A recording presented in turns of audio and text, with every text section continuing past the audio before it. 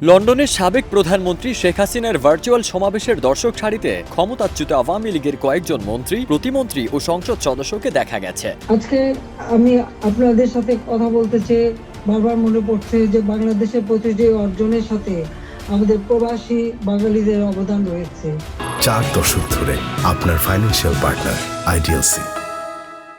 সমাবেশের দর্শক সারিতে যারা আসন নিয়েছেন তাদের মধ্যে রয়েছেন সাবেক মৎস্য ও প্রাণী সম্পদ মন্ত্রী আব্দুর রহমান, সাবেক প্রবাসী কল্যাণ ও বৈদেশিক কর্মসংস্থান প্রতিমন্ত্রী শফিকুর রহমান চৌধুরী ও সাবেক সংসদ সদস্য হাবিবুর রহমান হাবিব এবং সাবেক মন্ত্রী পরিষদ সচিব কবির বিন আনোয়ার। বাংলাদেশের মানুষের মৌলিক অধিকার, বেঁচে থাকার অধিকার সবই হরণ করা হয়েছে।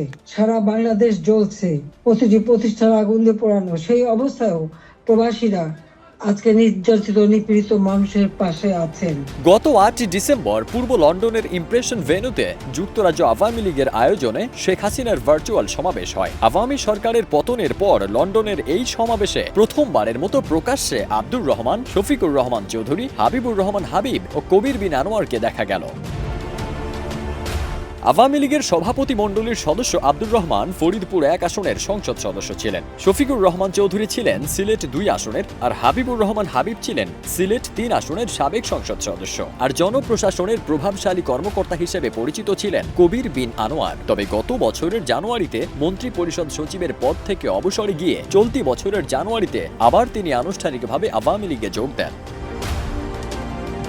সরকার পতনের পর আওয়ামী লীগের বেশিরভাগ মন্ত্রী, সংসদ সদস্য ও নেতাকর্মীরা আত্মগোপনে চলে যান। অনেকেই পালিয়ে যান দেশ ছেড়ে। আর এরই মধ্যে গতকাল লন্ডনে 4 জনকে দেখা গেল। দেশে তাদের বিরুদ্ধে একাধিক মামলাও রয়েছে। এদিকে দুদকের আবেদনের পরিপ্রেক্ষিতে গত 1 অক্টোবর কবির বিন আনোয়ার ও তার স্ত্রী তৌফিকা আহমেদের দেশ ত্যাগে নিষেধাজ্ঞা দেন আদালত।